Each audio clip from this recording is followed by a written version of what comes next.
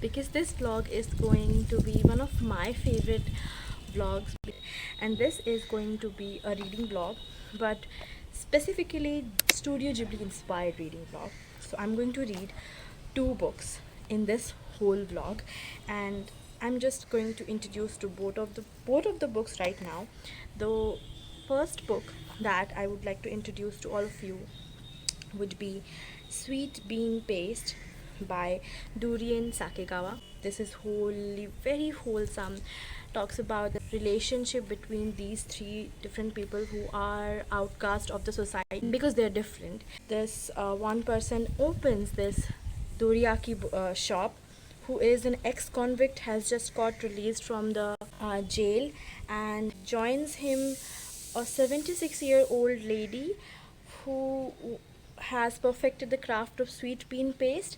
That's why the name. So she joins him as an apprentice, and this high school girl, who is also, I think, an outcast, she also joins as a part-time person in this shop. I'm not really very sure about what every single person of them does, but what I'm sure is it's very, very wholesome. Talks about this found family relationship that they have. They do not have to accommodate to fit into the society, but they very wholeheartedly accept each other's flaws and fit in with each other as they are themselves broken in their own way. So pretty, the cover is so pretty. It looks exactly how a Ghibli movie would look. The next book that I'm going to read is going to be a graphic novel that I'm going to read on my tablet, and that is going to be The Garlic and the Vampire. I'm not really sure about the author yet. I'll show you the picture over here. And that book is basically about this little garlic that is living her life in her own cozy little world, very safe and sound.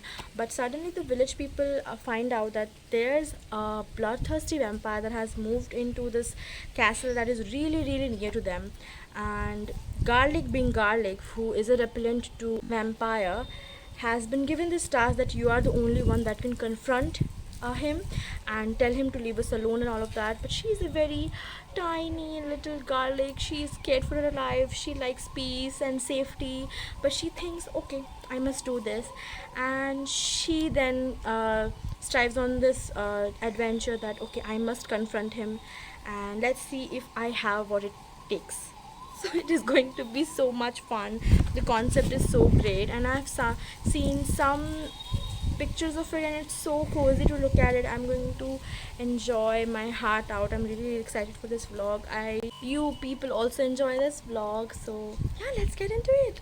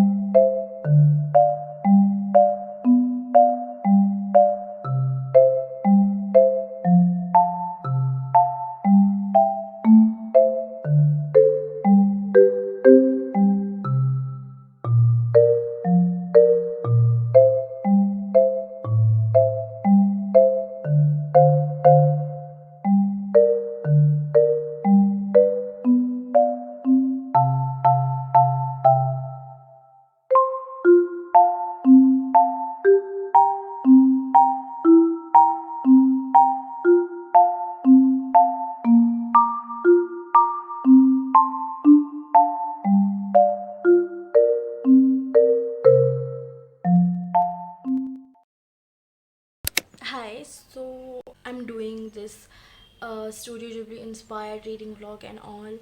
So I was thinking of Studio Ghibli inspired activities to do, and then I thought I could do a Ghibli trivia, can't I? Because I always do books related trivia to challenge myself, to test myself. I read so much, how much do I even know about reading? So I think that I have seen most of the Studio Ghibli movies, not all of them, but I must try some Studio Ghibli trivia to test myself, and that will be fun. So that's what I'm gonna do right now. Join me.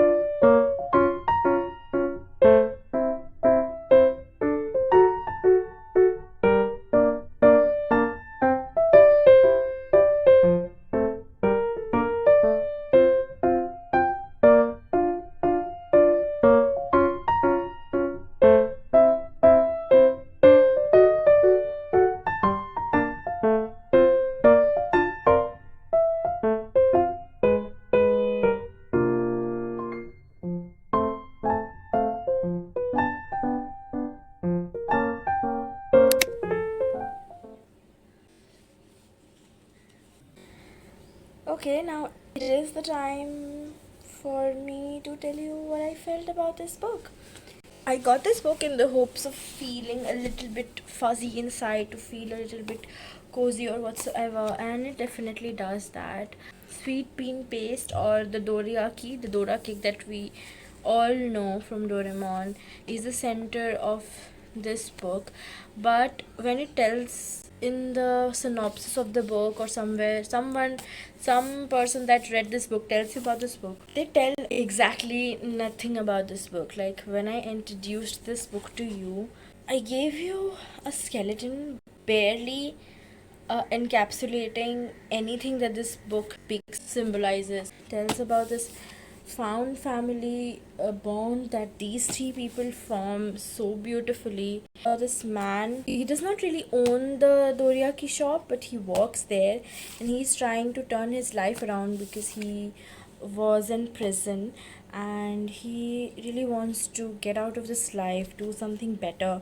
But because he owed a debt to the owner of the dorayaki shop, he works there, and he's not really interested in sweet food, nor in the dorayaki, nor the work he does. It's like a mundane routine for him. Comes is like a understatement. Crashing would be definitely the proper word to address to this woman, Toku, who crashes into his life and changes the way of his life. Speaks about that culinary experience of making dorayaki so well that I got inspired, and I've been watching Japanese baking and Japanese dishes and like makings in hotel for like hours now, like 1 hour, 2 hour long videos, and I'm watching them on repeat. I also watched videos of making dorayaki. You must have seen by now. The central theme of this book, trust me, is not dorayaki or the familial bond that they form. I mean, they are very integral part of the book, but the central theme is a really, really important thing that we people should address. We people should talk more. We people should know. I know that a lot of other people have very wrong preconceived notion about this particular thing that has been talked in this book. So I would definitely recommend this book to people for a really good knowledge on that particular subject. Loved the book. Finished 1Q84. A lot of so abandoned by Murakami. It's just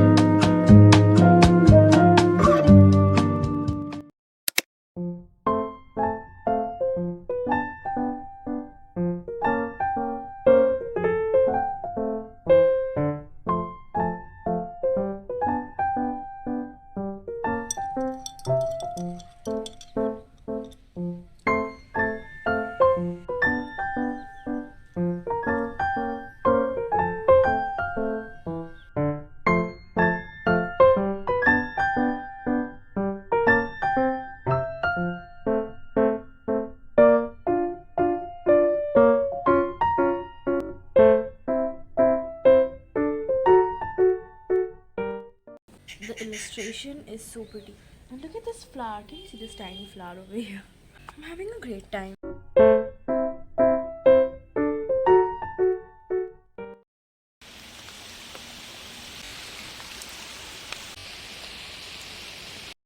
Just to tell you the context, it's my nanny's gully.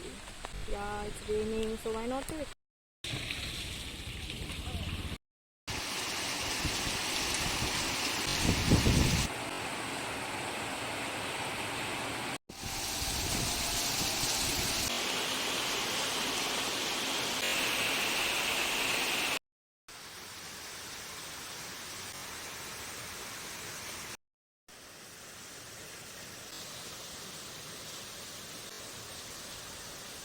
Okay, so I just finished reading The Garlic and the Vampire, and surprise, I also ended up reading the second book in the series, that is Garlic and the Witch. I loved Garlic and the Vampire so freaking much that I could not stop myself from reading the second book. It took me literally just half an hour to complete the first book and another 20 minutes or so for the second book. I could not stop myself from reading that book for another occasion. I said, okay, why not now? Let's get done with it. I enjoyed the first book so freaking much. It was so cozy, so cute. I love this Garlic character. She's so cute. Oh my god. I mean, she's so shy. She's so clumsy. She overthinks a lot of things. She does not want to bother other people. She is like a softie. The illustration is so beautiful, so cozy. You just never get enough of it. You cannot. I enjoyed the first book a lot.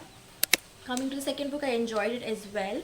There is something that I did not like about the second book, which is, I cannot tell you because that will be a spoiler, but I really wish that that thing didn't happen in the last of this book, because if this happened, then I don't think the series can continue. But yeah, it kind of did, so I'm not really happy about that. So I gave the first book 5 stars and the second book a 4 star just because of that ending. But I enjoyed both of the book. I never have enjoyed a graphic novel so much. I haven't read a lot of graphic novels, but this is definitely going to be one of my favorites. I enjoyed the illustration style, the storytelling, the looks of it, and the story. It's really cute. I hope you enjoyed the video. I really did enjoy this particular video, filming it and all.